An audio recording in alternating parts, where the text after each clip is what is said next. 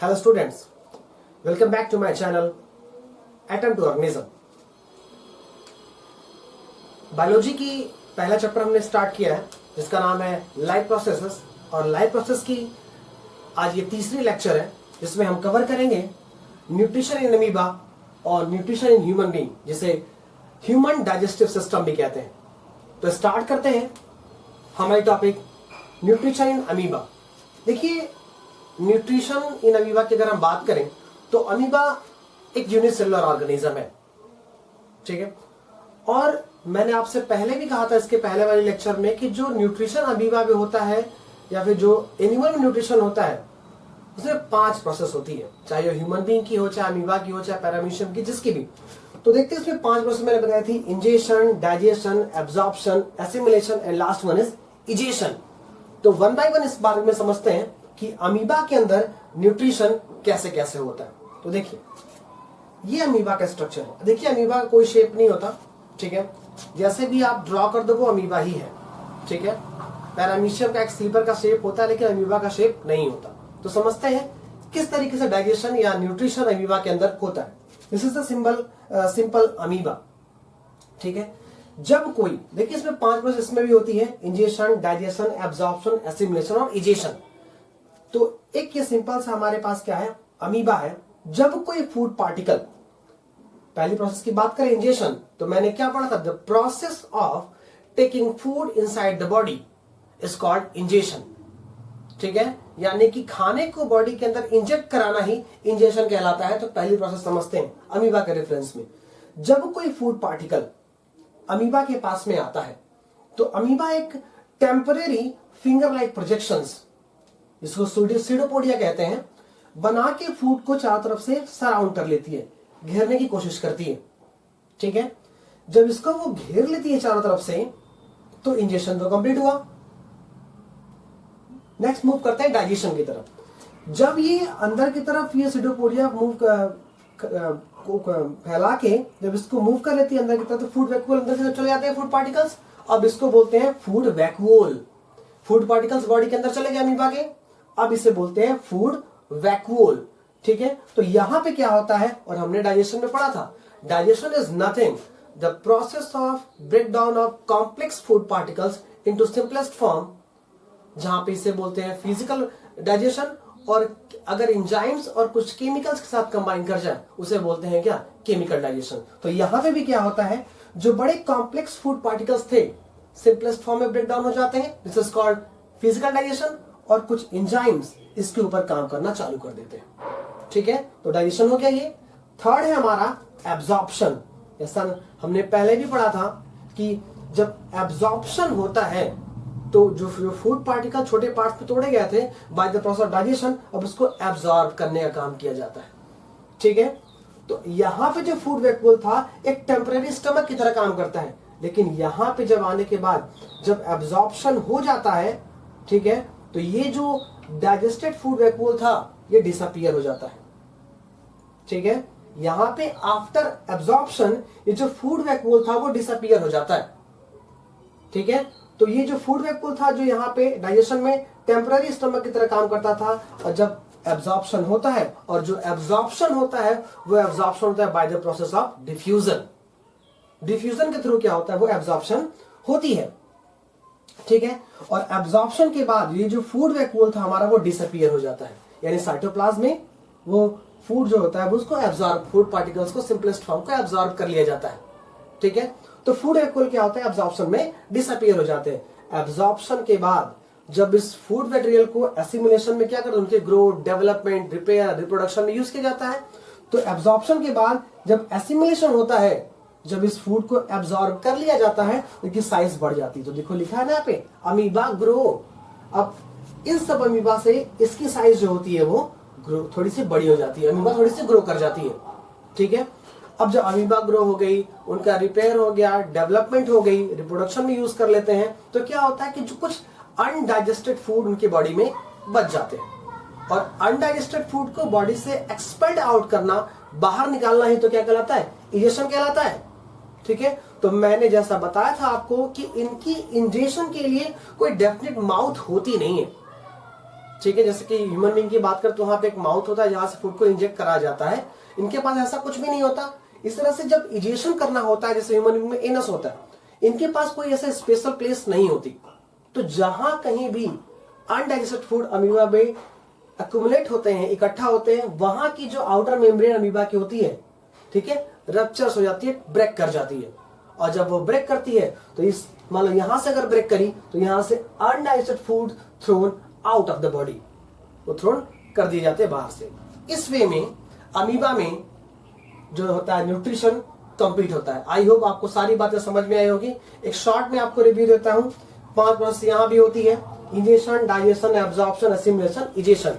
इसमें क्या होता है, जब कोई फूड पार्टिकल्स यहाँ पे आता है तो सीडोपोडिया के थ्रू वो फूड पार्टिकल्स को चारों तरफ से घेर लिया जाता है। सीडोपोडिया क्या होता है, एक टेम्परेरी फिंगर लाइक प्रोजेक्शंस होती है। जब वो बॉडी के अंदर कर लिया जाता है तो अब एक फूड वैक्यूल बन जाता है। फूड वैक्यूल में बन जाता है डाइजेशन में, तो कॉम्प्लेक्स फूड जो इंजेक्ट किया रहता है उसको सिंपलेस्ट फॉर्म में तोड़ देते हैं, एंजाइम के साथ मिलता है तो फिर केमिकल डाइजेशन कंप्लीट होती है। बड़े कॉम्प्लेक्स को सिंपल फॉर्म में तोड़ा तो फिजिकल डाइजेशन कंप्लीट हो गई। तो जो फिजिकल और केमिकल डाइजेशन जब कंप्लीट हुआ तो अब इस फूड का एब्जॉर्ब किया जाएगा, साइटोप्लाज्म में एब्जॉर्ब किया जाएगा, और इस प्रोसेस को क्या बोलते हैं, एब्जॉर्प्शन कहते हैं। और जब एब्जॉर्प्शन होती है तो ये डिफ्यूजन के थ्रू एब्जॉर्प्शन होता है। एब्जॉर्प्शन के बाद ये जो फूड वैक्यूल होती है वो डिसअपीयर हो जाती है, और जब खाना एब्जॉर्ब हो गया तब इसकी साइज ग्रो कर जाएगी, अमीबा की ग्रोथ हो जाती है। अमीबा उस डाइजेस्टेड फूड को अपने ग्रोथ में, रिपेयर में, रिप्रोडक्शन में यूज करता है। अब जब इतनी चीजें हो जाती है तो भाई कुछ ना कुछ तो अनडाइजेस्टेड फूड बचेंगे ना, उसको बॉडी से बाहर निकालना होगा। तो अमीबा में ह्यूमन बीइंग की तरह कोई स्पेशल प्लेस नहीं होती लाइक एनस की, वो बाहर निकालेंगे एक पर्टिकुलर प्लेस से। उनकी जहां भी एक्युमुलेट होता है वहां की स्किन रप्चर करती है, आउटर स्किन वहां से टूटती है और सारी के सारी वो अनडाइजेस्टेड बाहर निकल जाती है। इस वे में न्यूट्रिशन अमीबा कंप्लीट होता है। आई होप आपको ये पूरी कॉन्सेप्ट समझ में आई होगी। तो बढ़ते हैं अपने नेक्स्ट टॉपिक की तरफ। जो हमारी नेक्स्ट टॉपिक है न्यूट्रिशन इन ह्यूमन बीइंग, इसे ह्यूमन डाइजेस्टिव सिस्टम भी कहते हैं। स्टूडेंट्स ये थोड़ी सी कॉम्प्लेक्स टॉपिक है, थोड़ी सी कह सकते हैं कि थोड़ी सी पेचीदा है ये, सो इसको बड़ा ध्यान से समझना होता है। ये जो ह्यूमन डाइजेस्टिव सिस्टम है, इससे जो पहला क्वेश्चन आपके एग्जाम में पूछा जाता है, जो अक्सर एग्जाम में चला आता है, कि खाना कहां से कहां तक पहुंचता है और कैसे डाइजेशन होती है। तो सबसे पहले जो हमारा खाना होता है वो माउथ में पहुंचता है by the process of ingestion, यानी बक्कल कैविटी में हम खाने को रखते हैं। उसके बाद वहां पे टीथ होती है, सलाइवरी ग्लैंड है, टंग है, वहां से होते हुए पहुंचता है हमारे ईसोफेगस में। ईसोफेगस से वो खाना पहुंचता है हमारे स्टमक में। स्टमक के बाद वो खाना पहुंचता है स्मॉल इंटेस्टाइन में। स्मॉल इंटेस्टाइन से खाना पहुंचता है लार्ज इंटेस्टाइन में। उसके बाद रेक्टम में एंड दस एनस से बाहर निकल जाता है। तो ये सीक्वेंस है, इसी फॉर्म में एग्जाम में आपके पूछा भी गया है। ठीक है, सबसे पहले mouth, then oesophagus, stomach, small intestine, large intestine, rectum and anus से बाहर निकल जाता है। ठीक है, तो इस कड़ी में हम आगे समझते हैं। जब खाना सबसे पहले मुंह में रखा जाता है, ठीक है, तो माउथ को बक्कल कैविटी भी कहते हैं। ठीक है, बक्कल कैविटी भी कहते हैं। ठीक, तो बक्कल कैविटी में जब खाना रखा जाता है तो हम जानते हैं वहां पे टीथ भी होता है, टंग भी होता है और सलाइवरी ग्लैंड भी होती है। टीथ जो होता है ये कट करता है फूड को स्मॉल पार्टिकल्स में, उसको ग्राइंड करता है, उसको छोटे पार्टिकल्स में ब्रेक डाउन करता है। ठीक है, और हमने पहले भी पढ़ा था इसके पहले कि break down of complex food into the simplest form is called physical digestion. यानी टीथ जो है वो खाने का फिजिकल डाइजेशन करता है। ओके, नेक्स्ट बात करते हैं टंग जो सलाइवरी ग्लैंड से सलाइवा निकलता है। सलाइवरी ग्लैंड यहां पे होती है, जो सलाइवा निकलता है वहां होता है सलाइवरी अमाइलेज। ठीक है, जो सलाइवरी अमाइलेज होता है, जो खाना अभी इसका छोटे पार्टिकल से तोड़ा गया, यही सलाइवरी ग्लैंड से सलाइवरी अमाइलेज निकल के वहां करता है डाइजेशन ऑफ स्टार्च। तो सलाइवरी अमाइलेज का फंक्शन क्या होगा बच्चा? Digestion of starch. I hope आपको बातें समझ में आ रही होंगी। उसके बाद टंग की बात समझते हैं। टंग जो होता है इस खाने को सलाइवा के साथ मिक्स करता है। Tongue mixing the saliva into food, और ये जो खाना होता है जो सलाइवा को फूड के साथ मिक्स किया जाता है, इस खाने को बोलते हैं बोलस। इसे बोलते हैं बोलस। अब यहां पे देखो, ये मिक्सिंग ऑफ सलाइवा के साथ, सलाइवरी ग्लैंड के साथ जब मिक्स होता है, ये है chemical digestion.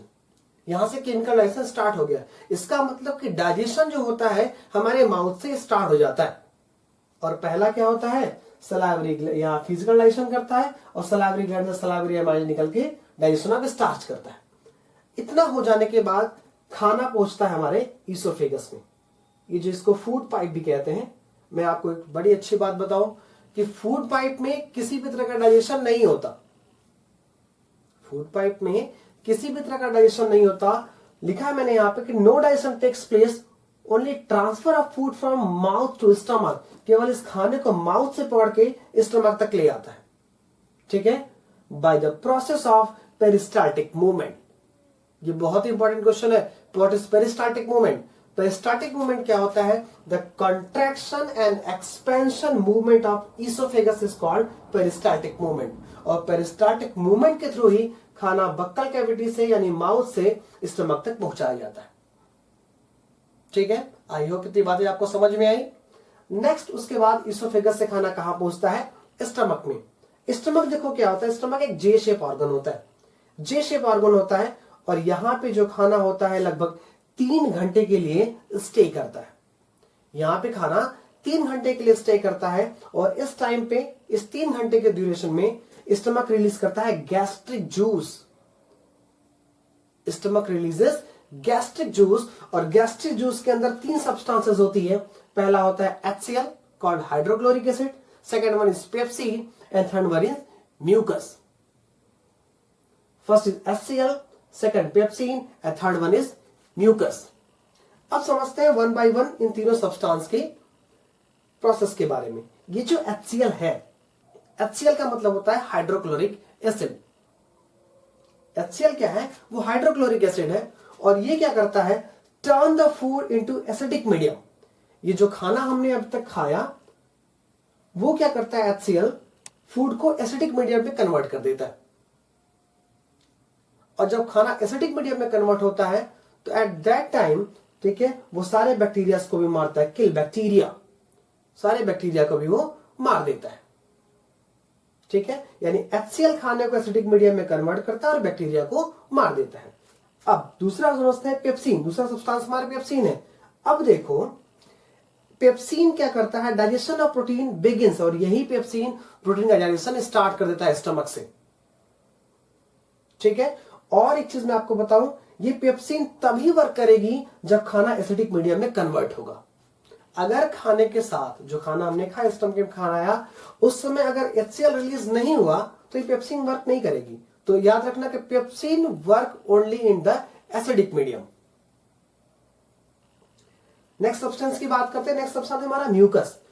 Help to protect the stomach from HCl। HCl जानते हैं कि एक हाइड्रोक्लोरिक एसिड, एक स्ट्रॉन्ग एसिड होता है और अगर उसको स्टमक की लाइनिंग में कोई प्रोटेक्ट नहीं किया जाएगा तो स्टमक जल जाएगी। तो एक म्यूकस होता है जो गैस्ट्रिक जूस रिलीज करती है स्टमक की लाइनिंग को प्रोटेक्ट करने के लिए। ये होता है mucus. Help to protect stomach from HCl। I hope इतनी बातें आपको समझ में आई होंगी। इसके बाद जो हमारा खाना होता है पहुंचता है कहां? स्मॉल इंटेस्टाइन में। स्टमक में इतनी प्रोसेस होने के बाद हमारा खाना पहुंचता है स्मॉल इंटेस्टाइन में।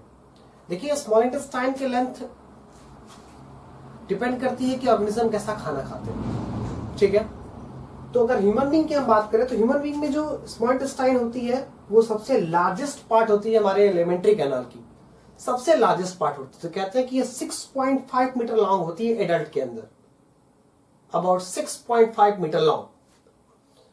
This is the complete site, digestion की साइट होती है ये।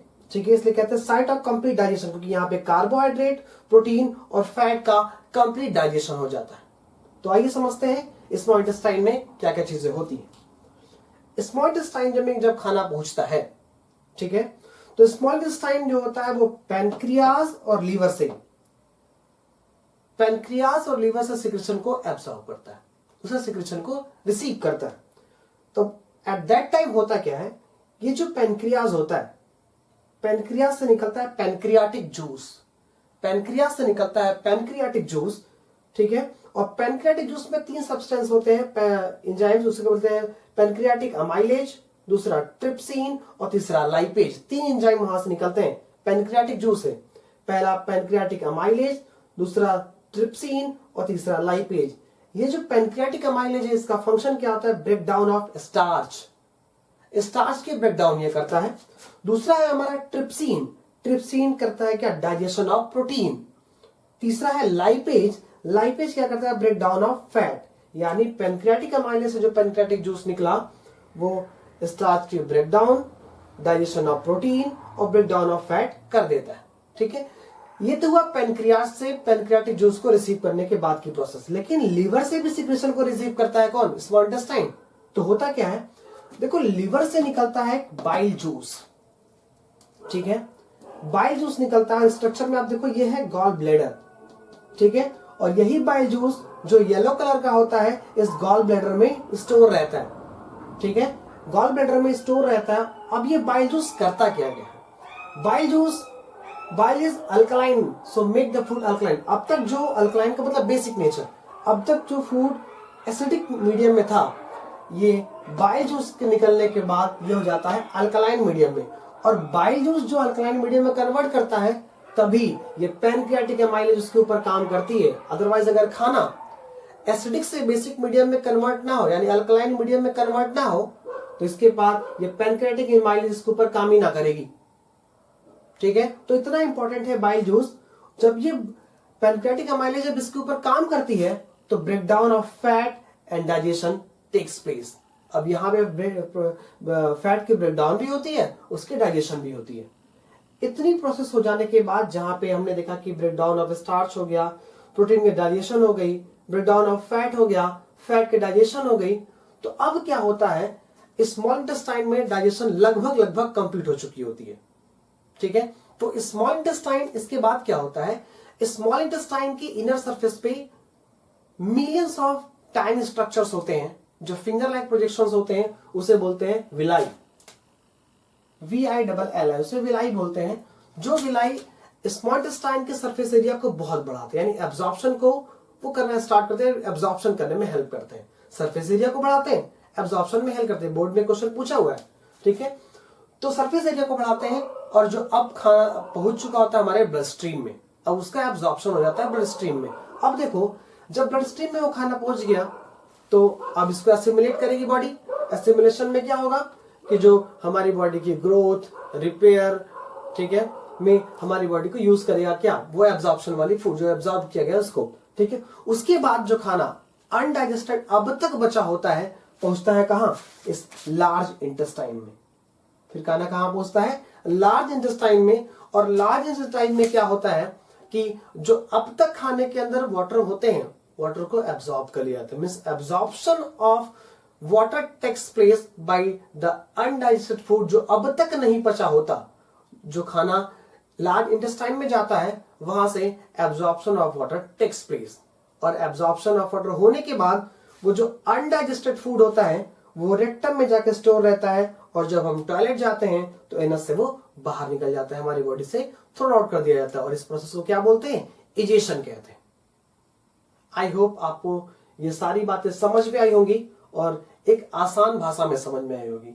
ये बोर्ड्स के पॉइंट ऑफ व्यू से बहुत ही इंपॉर्टेंट टॉपिक है, सो इसको जरूर पढ़ लीजिएगा अच्छे से। और चांसेस बहुत ज्यादा है कि इस बार के एग्जामिनेशन में ये जरूर आएंगे। ठीक है, तो आप सबसे मेरा रिक्वेस्ट है कि प्लीज मेरे चैनल एटम टू ऑर्गेनिज्म को सब्सक्राइब करें, लाइक करें और शेयर करें। और आपको अगर कोई भी प्रॉब्लम होती है डाइजेशन इन अमीबा से लेकर डाइजेशन इन ह्यूमन बीइंग से लेके, तो आप अपने कमेंट को हमारे कमेंट सेक्शन में ड्रॉप कर सकते हैं। जो भी प्रॉब्लम होती है मैं डेफिनेटली आपके क्वेश्चन का आंसर करूंगा। Thank you so much. Thank you.